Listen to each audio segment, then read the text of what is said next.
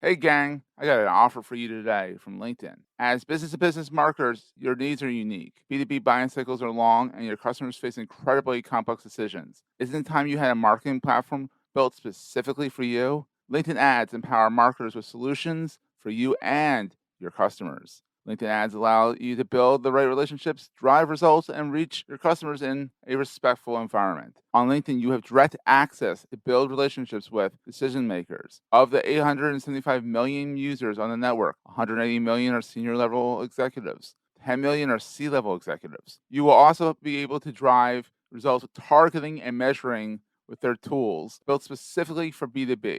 And best of all, they work. Audiences exposed to brand messages on LinkedIn are 6 times more likely to convert. LinkedIn ads also rank #1 for security, community, and ad experience as part of the Business Insider's Digital Trust Study. Make B2B marketing everything it can be and get a $100 credit. It's a $100 credit on your next campaign. Go to linkedin.com/MPN to claim your credit. It's linkedin.com/MPN. Terms and conditions apply.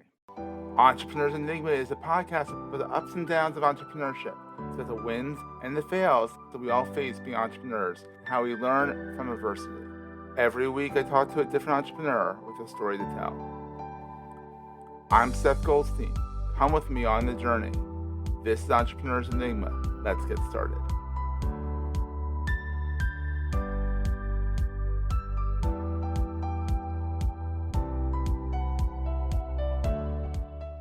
Hey everyone, welcome to another edition of the Entrepreneurs Enigma podcast. Today I have John Michelsen, the Chief Executive Officer, also known as CEO, of Krista Software out of Dallas and Fort Worth. Which one are you in? I am in Dallas. You're in Dallas. Of course, they kind of combine everything. Everything's all kind of run together these days, yes. It's how it is. So John is a Brooklyn transplant that ended up growing up on a farm in Texas with 5 siblings. That So is right. obviously, Brooklyn was not enough room for 5 siblings. So It did get tight, and Dad wanted to get us onto a farm, and sure enough, that's what he did. So this is not your first rodeo. You have 28 patents, and are they all done, or are some of them in the process? Most all of them are done. There are a number that are cranking up now based on the project I'm doing now that'll Wow. be another, who knows. I can't imagine 28 patents. I'm better titled Chief Geek than Chief Executive Officer. So what is Krista Software? Krista Software is our vision for how we really need to be interacting with technology. We wrote a mission statement to make technology that understands people. We think that the world is full of software companies trying to make software that people can try to figure out. Yeah. And that's not it, right? If technology is going to continue to evolve at the increasing pace it is, people are no longer the ones capable of keeping up with it. It must keep up with us. Yes. We evolve over eons. We can do continuous deployment every few seconds. So obviously technology needs to take the burden, not us. It's crazy how fast. Honestly, I think humans are evolving a little faster now because we have to, Yeah. but Yeah, still, if you look at how fast computers are evolving, it's ridiculous. Every day it's something different. it is. That whole Moore's curve that was articulated by Moore back in the mid 60s. Yeah. He's been so right. And it's just unbelievable. In fact, AI, ML specifically, training of AI is accelerating at a rate faster than Moore's law, which is to say that natural language processing and the algorithms behind a lot of the machine learning models that we're using these days, they're progressing even faster. So Wow. it is accurate to say that the rate of acceleration itself is accelerating, which is really hard for people who think in 2 dimensions. They want a line to go from lower left, upper right. That's not what we're talking about here, right? Wow. And so before this, I mean, you're a consummate entrepreneur. You've been doing this for a while. You enjoy the ride clearly because 28 patents, you wouldn't do that if you didn't enjoy the ride. Because let's just make it perfectly clear, getting a patent is not an easy thing to do. No, it takes hours of writing the initial, and then you get a year to basically write the real one. And then the real one is an extremely ugly, dense, Ugh. it doesn't even resemble human language, but it's written in English, document that it definitely requires a lawyer to do most of the workup. And then they call it actually prosecuting the patent. It takes years to actually prosecute the patent because the default behavior of the patent office is to deny your patent on whatever grounds they could possibly find, like, oh, the word orange is in another patent, so you Oh, obviously are, geez. it's not You an invention. serious? Well, it starts that way, yeah. So it's like most legal things, it's built beautifully for the legal system and for the lawyers in it. Yeah, no one else It can really understand is. it. I mean, it's built to essentially take a long time to get it through, and you can understand the basis of it. They don't want to issue a patent that is materially like something else that's already been patented, or it should never be patented, right? There Yeah. are concepts that should not be. But the way that devolves when lawyers are involved is a They years balls with lawyers. long. Yeah, I need the legal profession. I have 28 times already. Another 7 or 8 are on the way. But Yeah. the point is, patents are about claiming an invention, and the real motivation for me, obviously, is not patents. It's you find a segment of our world in the technology world that I know. Yeah. You find an area where we're just continuing to do that classic Einstein thing of we're doing the Mhm. same thing over and over again and getting expecting a different result. And you think that, okay, let's just invalidate some assumptions. Let's take a completely different approach. Literally say BS on exactly the thing everybody says is gospel. And then see Yeah. if you do that. If you can build that, then you could get a completely different outcome. And I've done that a number Wow. of times in a number of areas, and that's what yielded that number of patents. But it's actually Whew. the Yeah. that's actually the creative motivation, right? It's not starting companies, that's a pain in the bleep. And it's Yeah, not and exactly. it's not funding them because that's an even bigger bleep. But by the time you get something out of your head into you can demo to somebody, and then it actually gets sold to a customer, and then lots of Yeah. customers buying it, and then it makes it value like, wow, right? And that is It's like, addictive. yeah, unbelievably, it's a drug you can't buy on the street for sure.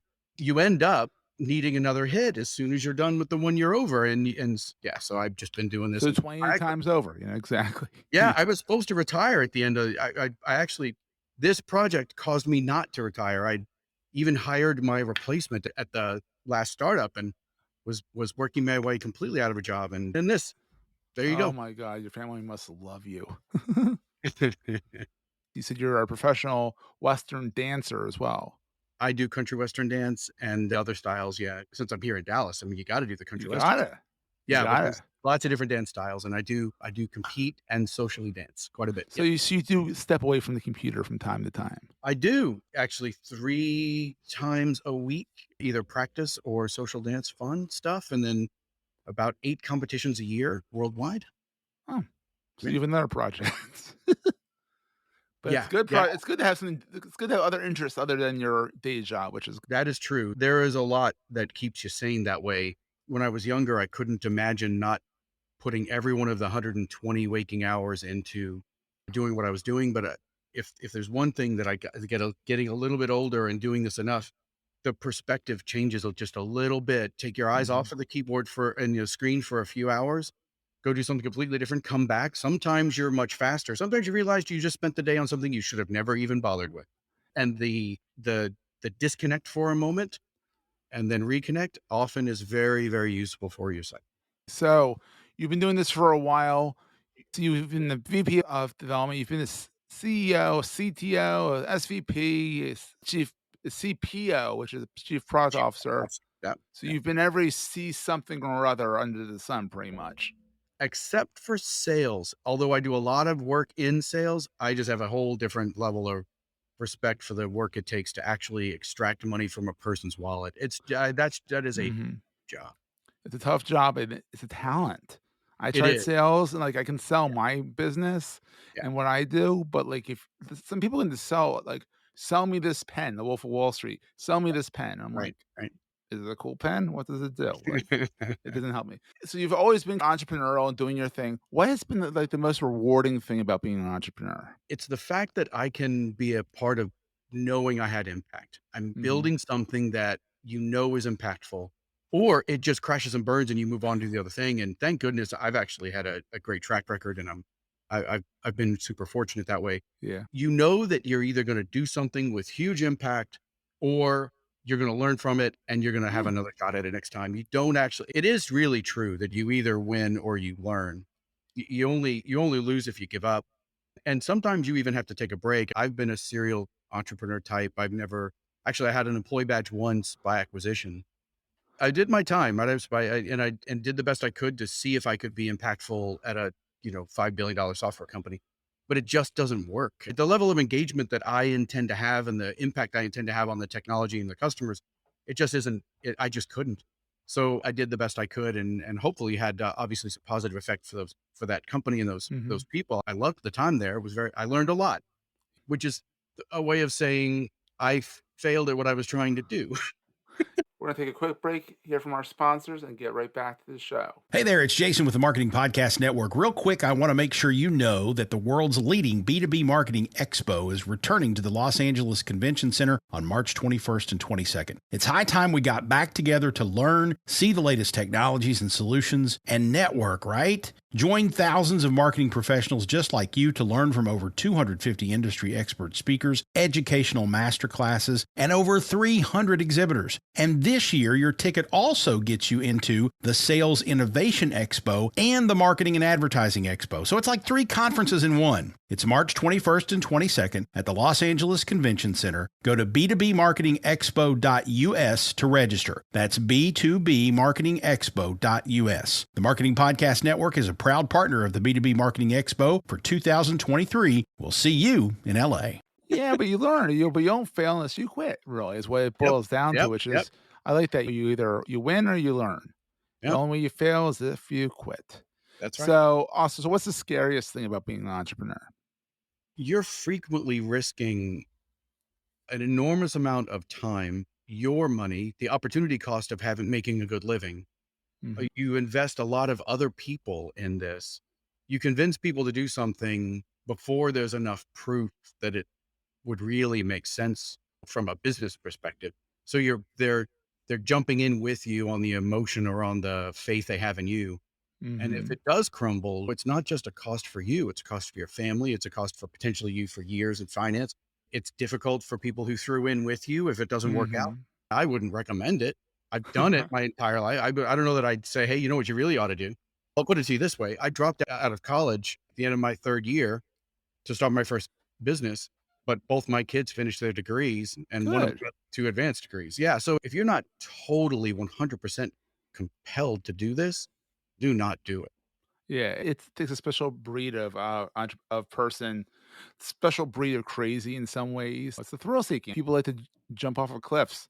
Your thrill is building businesses and Yeah. putting money on the line, putting ideas on the line, and making it sing, which is awesome. Yeah. So, Yeah.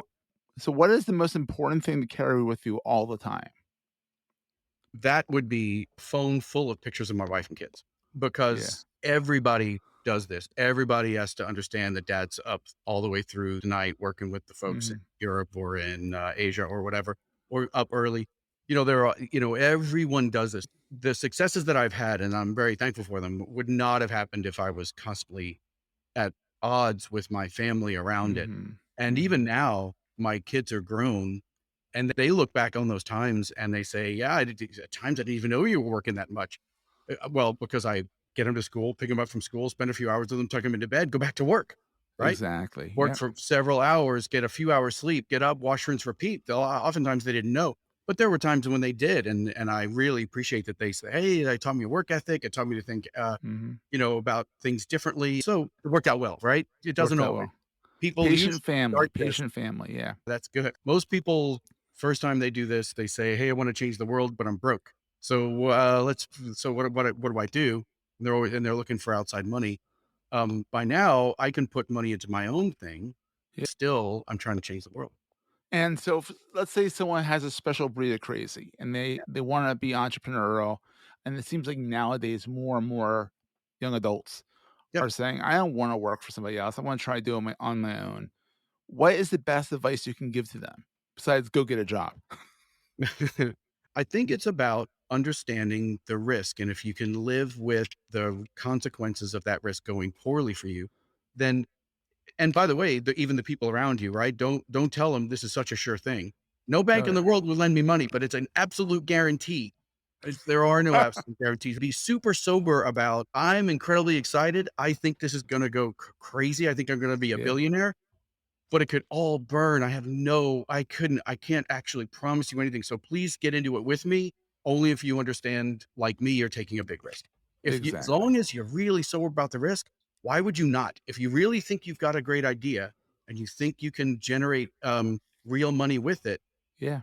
the job, the being the 21st person who does that job at a big company, that job is there in another couple of years from now. If Yeah. you really can do something like that, or you think you could, if you really put yourself into it, and you're sober about the risk for you and the people around you pull in, you'd have to, you got to, right? Yeah. Because that's the only way this works. It doesn't, Yeah. otherwise we don't get planes and automobiles. We don't get new drugs. No one steps out and does Exactly. something. So you either win or you learn. That's right. And if you never try, you lost because you know you gotta try. I mean, then there's some people that are like that are entrepreneurs. I've talked to a bunch of people that prefer to be in a company, get the paycheck, but they're very entrepreneurial but internal. I've rehired those people into my stuff for the third time now. Krista Software is an old startup. Yeah. I've literally had people who've worked with me since the late 90s, the very late. Wow. Now I'm 53 years old. My third startup was in the late 90s. And there's one person who I brought into a company in the late 90s. There's had at least a dozen in this company that worked with me in the mid 2000s. So I mean, we're talking a long time that have been yeah, So they and know what they're getting into. yeah, and yeah, Well, that's exactly. good. Exactly. That's They true. know John's up to something and Yeah. it's probably good. At this point, Seth, I don't have to give them the whole speech about, hey, be sober about blah, blah. You're right. They know what they're getting into. But on the flip side, they are not interested in themselves in starting a company, but they love being a part of something that can be big. And they love it. Mhm. And they're willing to trade. I can't pay them almost everyone takes a pay cut when they join a little company versus Oh, work. absolutely. They know what they're getting themselves into, and they know there's great upside potentially in stock options. But on the other hand, they know that today and tomorrow will be much more exciting. And Mhm. that is It's an fun. entrepreneur, right? That's an Yeah, the entrepreneur. entrepreneur. Exactly. It's Yeah, going yeah, along for the ride. And it's but it's also an entrepreneur, I feel is it's when you especially with you, they have buy-in. They know what they're getting themselves into, which I feel like a lot of people that join a big company and they're entrepreneurs, they might be in a really big company and not necessarily know yeah, the CEO. Whereas with right. you, they're like, "Oh, it's John. He's up to something. It's gonna be good. Even if it's not good, it's gonna be a fun ride. Let's go for it." You know, that kind of thing. Yeah. Yeah, I would hope so. And God bless the entrepreneurs because moving a big company, I just mentioned a few minutes ago, incredibly challenging to do. It takes a level of patience that at least I didn't exhibit. So Mhm. there obviously is a need for people to be that engine for innovation inside existing things. It Mhm. might even be, you might even say, I'm the cop out for going and starting something new instead of building it inside somebody. That's maybe the entrepreneur's accurate assessment of me versus them. It's very fair to say a big company doing something big and bold and new is harder than, Mm. hey, let's just roll the dice. This is, it's like, Yeah.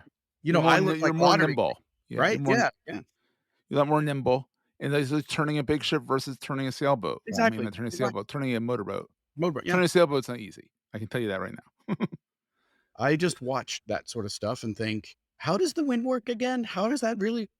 Yeah, it's incredible. I mean, like, Yeah. I was about to that is not exact correlation, but, like, turning the Ever Given that got stuck in the Suez, proof that those things are hard to turn Yeah. Oh, yeah. versus having a little motorboat that, or a little tugboat that got it out of it got that thing straight again. I mean, Hmm. that's Hmm. nimble versus, turning Merck around or, a big company like Merck versus a Yeah. new little startup. They're gonna be more nimble, but The, Merck's the, gonna have more money to invest in stuff. the biggest challenge is people related because there's so much inertia for the way that things are currently done. And when Mhm, I was younger and didn't even understand that concept because I'd actually, being a very risk tolerant, very willing to try 5 ways and, just all that, I didn't realize that there is a whole kind of personality type to wait. mhm, It's valid to do it again, even if it's wrong, because that's the way I know. mhm, There's a very real, I called it the mediocre middle, in most mhm. organizations, right? That mediocre where mediocrity is just fine. The paycheck, direct deposits, no one comes and talks poorly to me. I kind of, everything just kind of works out. It's hard to get that to move. Yeah. That's, yeah, yeah, yeah, It's comfortable, and people stay at companies for 12 years because of that. yeah. More and more people are realizing now with the Great Resignation that it's maybe not the right way to go about things. Well, Seth, and you're a good example of this, right? You're Mhm. doing something completely different than you probably expected 5, 10 years ago. I've been in this 14 years, so before that, I was a journalist, so it's Yeah. like When you think about us, think Mhm. we only get one life. And of course, there are those who believe in reincarnation, and maybe that's a nice. But then you're a butterfly. So Yeah, it's not, and it's never the same. it doesn't Even count. if you come back, even if you come back as a human, Back to the it's puppy. not gonna be the same run as the one before. Yeah. So you might, if you're going to invest yourself in something, you might as well feel like you're having an impact in it, or at the very least, really enjoying it and developing. Yeah. Anyway, if that's something that you can do at a big company, great. I don't see it that way. I just think building something, and I obviously work with big companies all the time. I sell Yeah. my I mean, you're software. building enterprise software. I mean, Mhm. it's like, clearly you have to kinda know how to maneuver the minutia in the big companies to get in there as a small company, but, like, still, you have to be scrappy, Yeah. And there at have least to at the be good beginning. people in those big companies who want to do big things. Otherwise, my stuff would never get in there anyway, right? I'm trying Mhm. to change the world, and they're wanting to do it too. They're just on the inside. And like I say, maybe they've got the harder job. Sometimes, so you know what? Sometimes they do. You see the guy who really gets excited about, wow, we could do so much better if we went, did this other way. And that person now has a lot of inertia to work against, and Mhm. a lot of people to convince that they don't have to agree. They can ignore, right? They just don't even have to reply to emails and stuff. And anyway, it's tough. It's It's wild. tough to be a Both change agent sides. inside a big company. Yeah. Yeah. Both sides, entrepreneur and entrepreneur. It's crazy. So where can people find you, John? Well, you can start at the website if you want to learn about Krista, kristasoft.com, KRISTASOFT. I'm easy to find. I'm Okay. on LinkedIn. Happy to pick up this conversation with someone if they're interested. Well, thank you for being on, and this has been so much fun. I enjoy it. That was a great show. Hey, if you're enjoying Entrepreneurs Enigma, please give us a review on the podcast directory of your choice.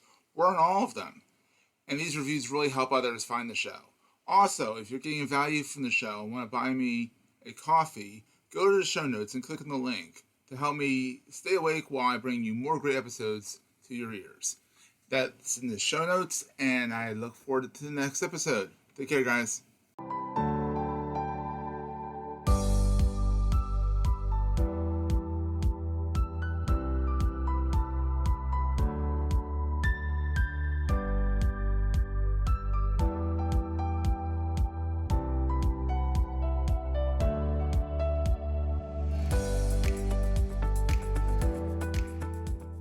This podcast is one of the many great shows on the MPN Marketing Podcast Network.